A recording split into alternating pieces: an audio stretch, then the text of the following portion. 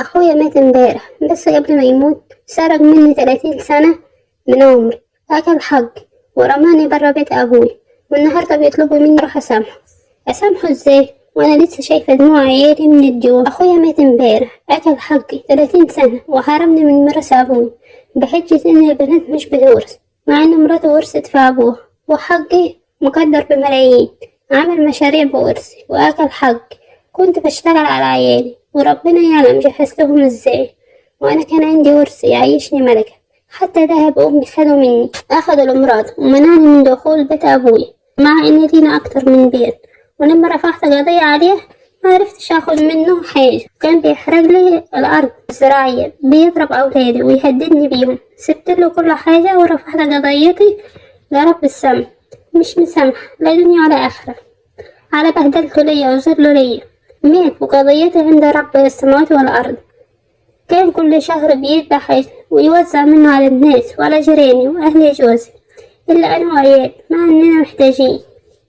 جيت أجهز بنتي ما دفعش جنيه من حقي، مع إنه بيساعد الناس عشان يتفشخر. رحت ليه البيت طردني، دخلتش بيته اللي هو ورث بقالي سنين طويلة، غير لما مات امبارح. وجايين يقولولي تعالي سامحيه، تعالي سامحي أخوكي.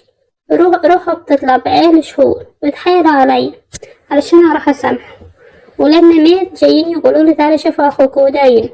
دخلت عليه، كنت فاكرة اني هقدر اسامحه، بس افتكرت طردته ليا وقفلة الباب في وشي وهو بيجرجرني وعيالي معايا، اطفال بيبكوا من الجوع وهو عامل عزومات. معرفتش اسامحه وقلت حسبي الله ونعم الوكيل فيه. قضيتي عند رب السماوات والارض، رفعتها له.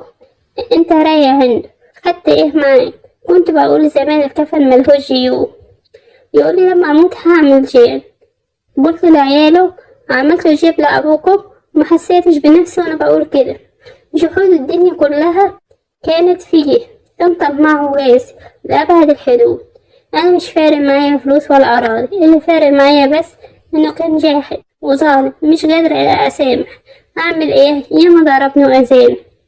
أحاول أسامحه ولا لا؟ القصة دي يمكن تبان للبعض عادي أو مكررة، لكن الحقيقة إنها مرة لواقع ناس كتير حوالينا.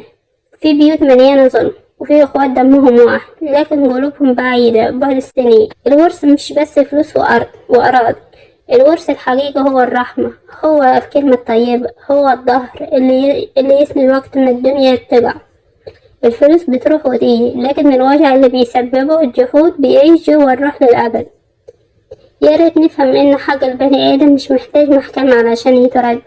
الحق عند رب عادل، شايف ومطلع ومش بيسيب. يمكن اللي الظلم ينام على الأرض وهو مكسور، لكن بكرة ربنا يقويه وهو مرفوع الراس. واللي ظالم يفتكر إن الدنيا أمان، لكن فجأة يلاقي نفسه واقف قدام قاضي ما بيظلمش. رسالة القصة دي متستضعفش حد، ما تستقلش بدموع أخوك أو وجع أختك. يمكن الكلمة اللي بتقولها تفتح باب من أبواب الجنة، ويمكن نفس الكلمة تقفل في وشك باب من أبواب الرحمة. افتكر دايما الكفن ملهوش جيوب، لكن له شاهد عند رب القلوب.